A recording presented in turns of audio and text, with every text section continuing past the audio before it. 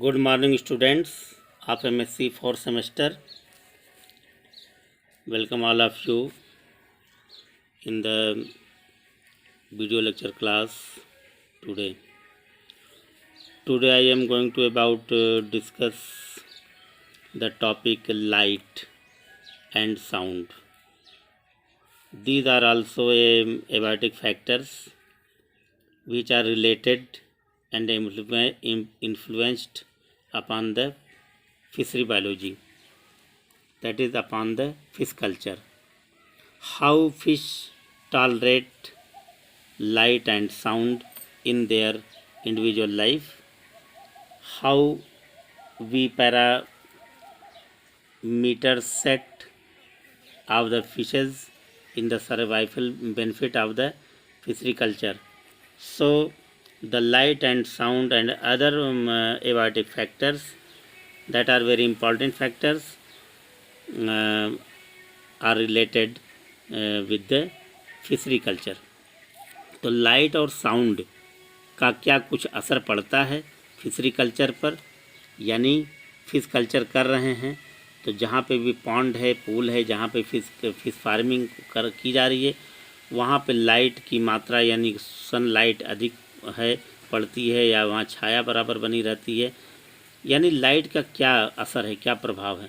उसी के साथ साथ जहाँ पे फिशरी कल्चर हो रहा है, पॉन्ड है, पूल है जहाँ, तो उसके आसपास बहुत शोरगुल हो रहा है, यह साउंड अधिक है या कम है, तो इस साउंड का क्या असर पड़ता है या नहीं पड़ता है, इन सब चीज़ों को भी हम इस वीडियो में डिस्कस करेंगे कि लाइट का क्या प्रभाव है, साउंड का क्या प्रभाव है, या इसके अलावा और भी कोई फैक्टर है उसकी भी हम चर्चा करेंगे.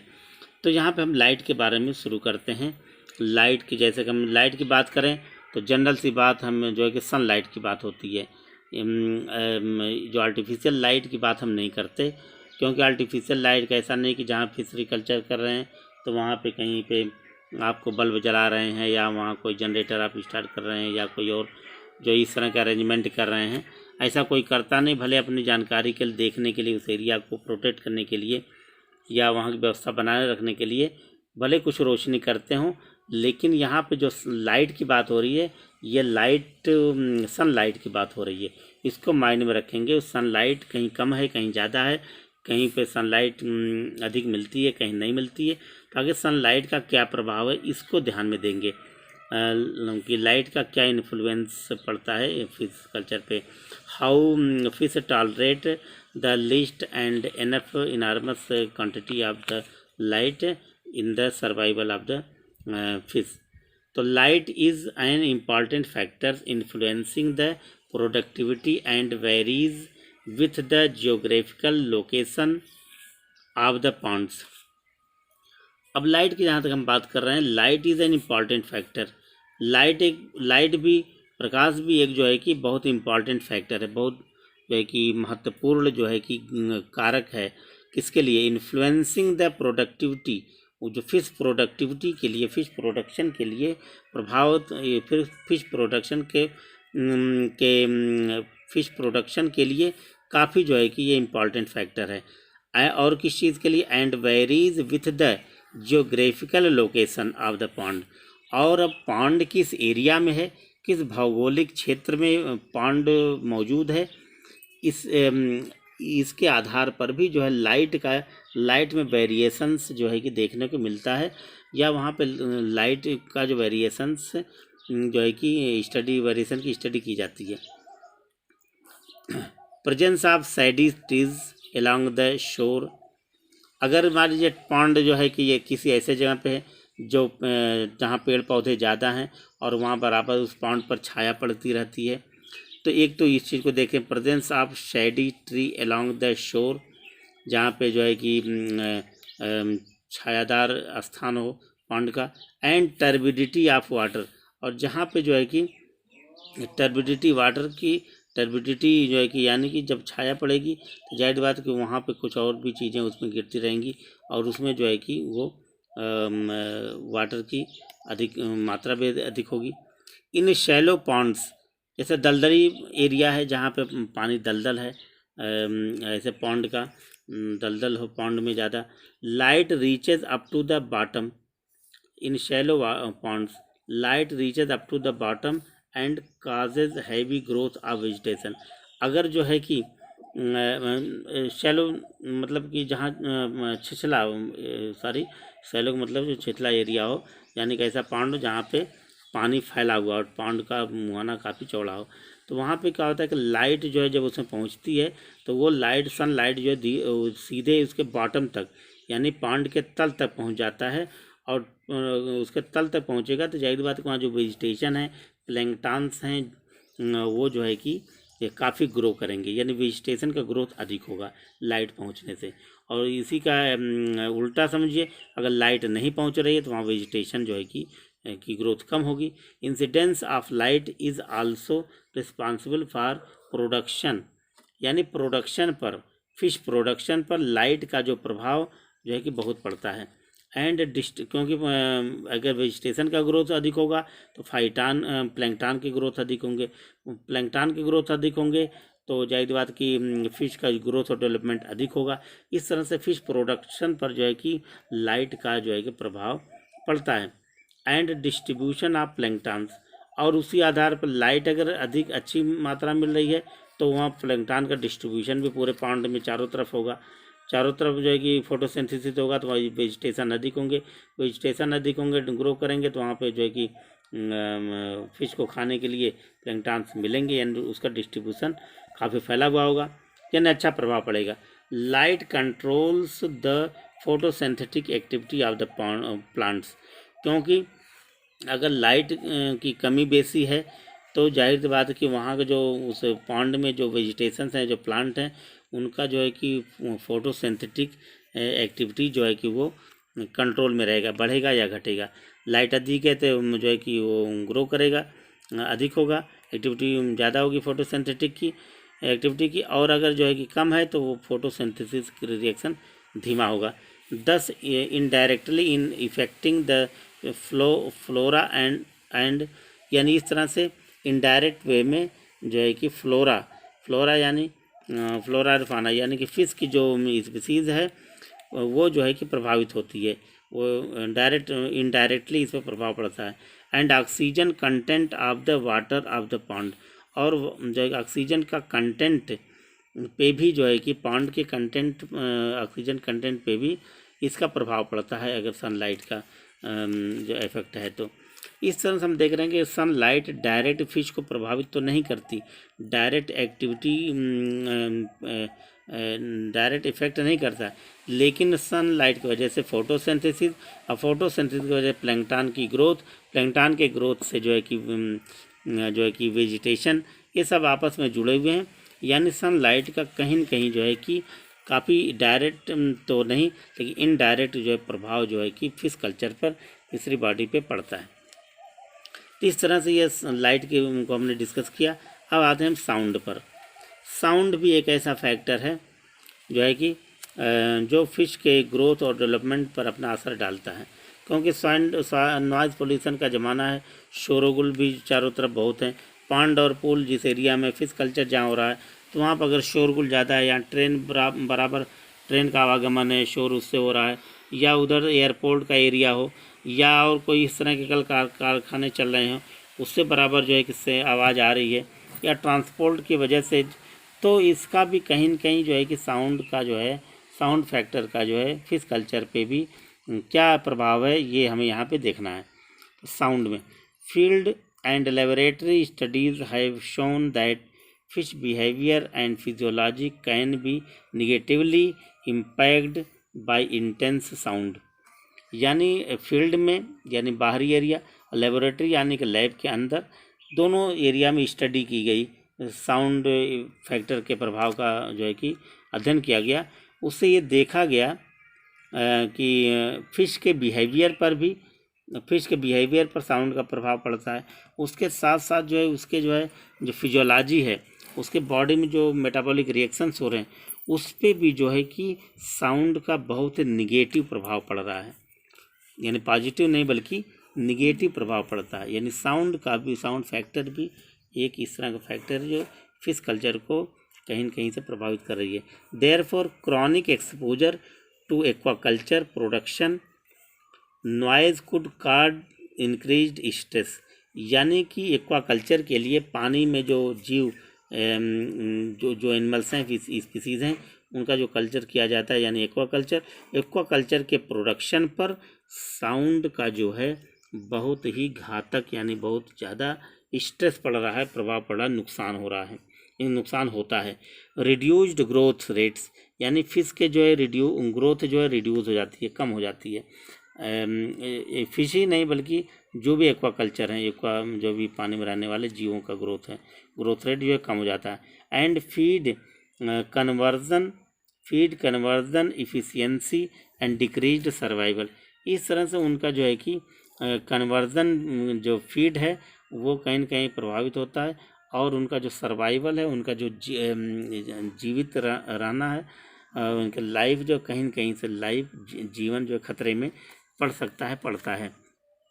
तो साउंड का भी हमने इफ़ेक्ट देखा, लेकिन और भी हम साउंड से रिलेटेड और भी कुछ वजह है जो रीजन्स हैं, जो और चीज़ें सामने ला रहे हैं। देखिए, fish are capable of reception of sound in the water, यानी कि पानी में रहते हुए भी जो मछलियां हैं, फिश हैं, वो साउंड को रिसीव करती हैं, यानी आवाज़ को सुनती हैं। The sensitivity of fish varies, और अलग अलग फिश का साउंड के प्रति जो सेंसिटिविटी है वो अलग अलग होती है।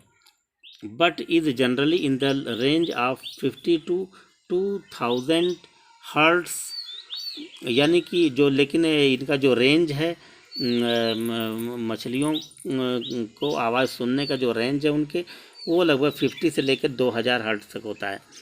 एंड इज़ बेस्ट बिटवीन, और जो अच्छी आवाज़ है, जितनी आवाज़ उनके लिए वैल्यूएबल है, जो नुकसान नहीं पहुंचाने वाली है, वो जो है, यानी कि मछलियां आवाज़ जो है साउंड जो 50 से लेकर 2000 तक सुन सकती हैं, लेकिन उसमें जो बेटर है, जो फिश के ग्रोथ के लिए, डेवलपमेंट के लिए ठीक है, यानी नुकसान नहीं पहुंचा सकती, वो जो है and is best between 200 to 800 hertz, यानी 200 से 800 हर्ट्ज तक जो है बेस्ट माना जाता है ये साउंड, यानी इतनी आवाज़ है तो कोई दिक्कत नहीं है।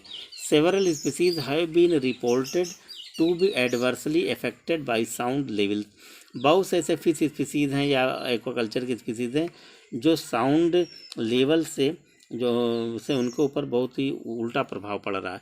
प्रेजेंटेड फॉर 2 आवर्स और लेस, 2 घंटा या 2 घंटा से कम, थोड़ा बहुत कम, अगर लगातार अगर साउंड मछलियों तक पहुंच रही है तो उसका जो है कि बुरा प्रभाव यानी विपरीत प्रभाव पड़ता है। Reports are that sound perception of fish are generally below, यानी कि जो है कि मछलियों के लिए जो साउंड की आवाज़ है वो जो है कि कम होनी चाहिए, below, and they are more sensitive to low frequency sounds, और जो लो फ्रीक्वेंसी की आवाज़ के लिए ये सेंसिटिव होते हैं, अधिक जो है कि सेंसिटिव होते हैं, यानी ठीक रहता है। कम आवाज़ इनके लिए हो तो ठीक है, ज़्यादा आवाज़ नहीं होनी चाहिए इनके आसपास। Native gold fishes have altered their pattern of locomotion avoiding sounds at 30 centimetre distances. एक गोल्ड फिश की हम बात करें, गोल्ड फिश जो है को अगर साउंड से ट्रीट किया गया तो अगर इनको साउंड इनके आसपास अगर साउंड किया जा रहा है, शोरगुल है, तो अपना रास्ता वो जो है कि अवॉइड कर देते हैं, यानी बदल देते हैं, अपने रास्ते को बदल देते हैं, और लगभग 30 सेंटीमीटर की दूरी से वो हट जाते हैं वहाँ पर, अगर उनको आवाज़ वहाँ पे अगर उनके साथ आवाज़ या शोर अगर मिल रहा है। The importance of road noise in affecting the behaviour of fish, यानी जैसे रोड के आसपास, सड़क के आसपास अगर कोई पॉन्ड है तो वहाँ पे शोरगुल बराबर होगा, क्योंकि तमाम जो है गाड़ी मोटर, तमाम ऐसे यातायात के साधन, ट्रांसपोर्ट जो है कि ट्रांसपोर्टेशन होता रहता है, तो उससे बराबर पी पाँ पू पाँ होता रहता है, तो इससे जो मछलियों पे प्रभाव पड़ता है। इस तरह से जो है कि रोड नॉइज़ जो है वो मछलियों के बिहेवियर पर प्रभाव डालता है, बिहेवियर पर फिश पॉपुलेशन पे प्रभाव डालता है, यानी कि उसका जो पॉपुलेशन है, फिश पॉपुलेशन पॉन्ड में वह इफेक्ट होता है। Particularly the relationship between road traffic levels and any response is not known, यानी कि इतना तो पता है कि ट्रैफिक की वजह से जो है कि फिश के ऊपर प्रभाव पड़ता है, लेकिन कितना प्रभाव पड़ता है ट्रैफिक लेवल का, जो है कि रोड ट्रैफिक लेवल का, बहुत अधिक इसकी जानकारी अब तक नहीं है। लेकिन जो कुछ और जानकारी है उसको लेकर के हम सामने आ रहे हैं। Therefore intense ocean noise damages fish and consequently fisheries, यानी कि ओशियन नॉइज, ओशियन समुद्र में आप जानते हैं समुद्र के में तमाम जो है कि पानी वाले जहाज यानी इस तरह के जो है कि आते जाते रहते हैं, तो उनके भी साउंड या उनके भी जो हार्न बजते हैं या उनसे भी जो शोरगुल होता है, उसका जो है कि प्रभाव जो है कि बहुत अधिक जो है मछलियों पर यानी फिश कल्चर पे पड़ता है। और ये लगातार पड़ता है जो है कि, क्योंकि समुद्रों में बराबर जो है कि जहाज का आना जाना रहता है और उसमें फिशेज भी हैं, तो उसका भी असर पड़ता है, इंटेंस जो है कि इन्फ्लुएंस होता है। The potential impact of fisheries from domestically unregulated foreign noise activities is immense. अगर पोटेंशियल इम्पैक्ट की बात करें, पोटेंशियल यानी कि किसी भी फिश में उसके और जो है लाइफ स्पान की जो एक्टिविटीज़ हैं उस पर क्या प्रभाव पड़ रहा है, तो domestically unregulated foreign noise activities immense, यानी कि जो है कि ये जो है कि इनके फॉरेन बाहर के जो एक्टिविटीज़ आवाज़ हैं जिस उसके वजह से जो साउंड जो फिश कल्चर तक पहुंचता है, फिश डेवलपमेंट तक पहुंचता है, तो उसका यह प्रभाव पड़ता है कि वो जो है कि डोमेस्टिकली हैं, अगर इंडिविजुअल साउंड है तो ये जो है बहुत असर नहीं डालता है। This could have significant effects on national economies. इस तरह से साउंड का जो है इफ़ेक्ट है वो नेशनल इकोनॉमी पे पड़ता है, यानी कि क्योंकि अगर फिश प्रोडक्शन कहीं प्रभावित हो रहा है साउंड की वजह से, तो नेशनल इकोनॉमीज़ यानी कि जो कि राष्ट्रीय अर्थव्यवस्था पर इसका प्रभाव पड़ता है। कमर्शियल फिशरीज़ पे पड़ता है। एंड लोकल फिशरी कम्युनिटीज़, और जो लोकल फिशरी कम्युनिटी है जहाँ फिश कल्चर किए जा रहे हैं उस पर भी इसका जो हार्मफुल जो प्रभाव पड़ता है। और कौन कौन से ये प्रभाव इसमें पड़ते हैं उसको एक समरी हमने यहाँ दिया है, वो देखते हैं। हार्मफुल इफ़ेक्ट इंक्लूड्स, कौन कौन से हार्मफुल इफ़ेक्ट हैं साउंड से, साउंड का बुरा प्रभाव जो है कि फिशेज़ पर किस तरह से पड़ती हैं, उसकी जो यहाँ पे एक पॉइंट आउट हमने किया, देखेंगे एक एक करके हैं। Extensive damage to fish ears and hearing, यानी अगर जो है साउंड, अभी हमने ये भी बताया इस डिस्कस में कि कितनी जो है साउंड की मात्रा जो है, कितने हर्ट्ज साउंड मछलियाँ सुन सकती हैं और कितना से कितना तक जो है कि उनके लिए बेटर है और कितना जो है उनके लिए बेटर नहीं है। तो ये इसको ध्यान में अगर रखते हैं, अगर जो एक्सटेंसिव हैं यानी अगर जो है ये साउंड उनके जो है कि सर्वाइवल से ज़्यादा हैं तो जाहिर बात है नुकसान पहुंचाएंगे। नुकसान अगर पहुंचाते हैं तो क्या पहुंचाते हैं, ये इसके लिस्ट यहाँ सामने है। तो extensive damage of fish ears and hearing, अधिक अगर साउंड है, नॉइज़ है, तो उससे जो फिश के कान को ये डैमेज करने वाले होते हैं और फिश के जो सुनने का जो पावर है, हियरिंग सुनने की जो क्षमता है, उस पर भी नुकसान पहुंचाने वाले होते हैं। उसके साथ साथ नेक्स्ट है कैच रेट्स रिड्यूस्ड 40 to 80%, यानी कि फ़िश को पकड़ने के लिए, कैच रेट मतलब कि फ़िश को पकड़ना, फ़िश को जो है अगर फ़िश को हम पकड़ना चाहते हैं और शोरगुल एरिया में अगर फ़िश को हम कैप्चर करना चाह रहे हैं तो 40 से 80% ये रिड्यूस हो जाएगा, यानी हम इसको आसानी से नहीं पकड़ सकते। ये फ़िश को अगर पकड़ना है तो बहुत शांतिप्रिय इन्वायरमेंट में जो है इसे हम कैच कर सकते हैं। डिसरप्शन इन स्कूलिंग स्ट्रक्चर, ये साउंड से इनका स्कूलिंग स्ट्रक्चर बदल जाता है। स्कूलिंग स्ट्रक्चर मतलब जो फिश जो है झुंड के झुंड चलते हैं, ग्रुप में चलते हैं, जैसे स्कूल में बच्चे एक साथ होते हैं, एक तरह के फिश एक साथ चलते हैं, दूसरे तरह के फिश दूसरे ग्रुप में चलते हैं। इस तरह से इनका जो है ग्रुप में चलना, ग्रुप में रहने वाली जो स्ट्रक्चर है इनका डिसरप्ट हो जाता है, यानी चेंज हो जाता है। स्विमिंग बिहेवियर इनका जो है बदल जाता है। एंड पॉसिबली माइग्रेशन, और इनका जो माइग्रेशन है वो भी कहीं न कहीं से इम्पैक्ट इस पर भी पड़ता है, यानी उनका जो आवागमन भी बाधक होता है। नेक्स्ट जो है secretion of stress hormones in several fish species in the presence of shipping noise, यानी कि समुद्र में जो जहाज़ चलती है उस जहाज़ की वजह से जो आवाज़ होता है, शोरगुल होता है, उसके वजह से जो वहाँ के जो फिश मौजूद हैं समुद्र में, उनके अंदर जो स्ट्रेस हार्मोन्स सिक्रीट होता है, यानी ऐसे हार्मोन सिक्रीट होते हैं जो फिश के जो है कि जीवन शैली पर, उनके बिहेवियर पर, उनके जो है कि लाइफ स्पान पर बुरा प्रभाव डालते हैं। यानी stress secretion of stress hormone, यानी ऐसे हार्मोन्स जो नुकसान पहुंचाने वाले होते हैं। Alteration of gene expression in the brain, और साउंड की वजह से फिश के ब्रेन में जीन एक्सप्रेशन अल्टर कर जाता है, अनियमित हो जाता है, जो है कि अनियमित हो जाता है यानी चेंज हो जाता है। A significant increase in heart rate with exposure to noise, sound अधिक होने से, शोरगुल अधिक होने से, नॉइज़ की वजह से फिश का जो हार्ट रेट होता है वो बढ़ जाता है। निगेटिव इम्पैक्ट एंड सैंड ईल, यानी कि मछलियों पे जो है कि नकारात्मक प्रभाव पड़ता है, ख़ास तौर से सैंड ईल पर। सैंड ईल यानी फिश, एक तरह के फिश है।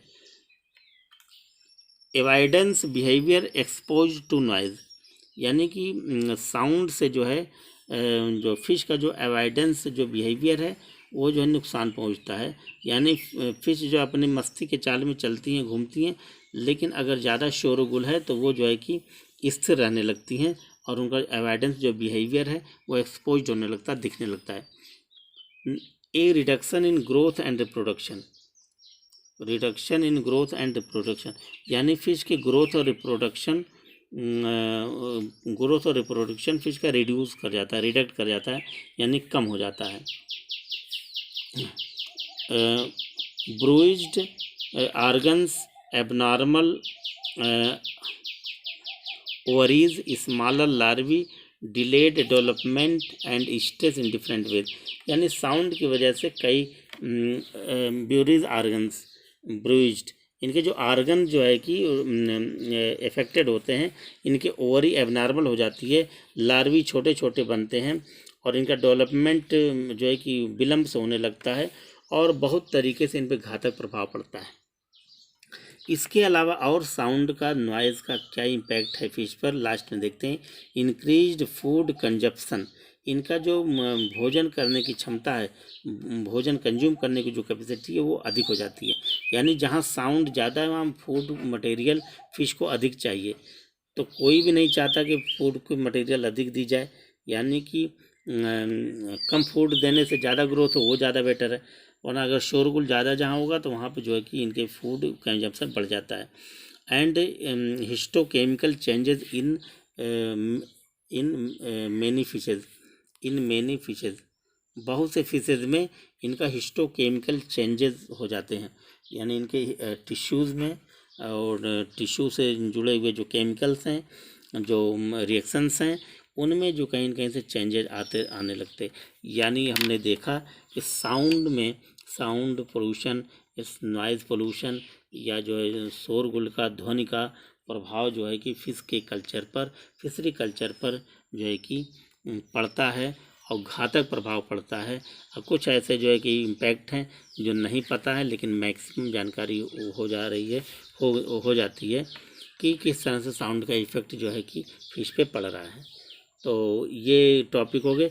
नेक्स्ट टॉपिक में कुछ और भी एबायोटिक फैक्टर लेके हम हाजिर होंगे। धन्यवाद। ओके।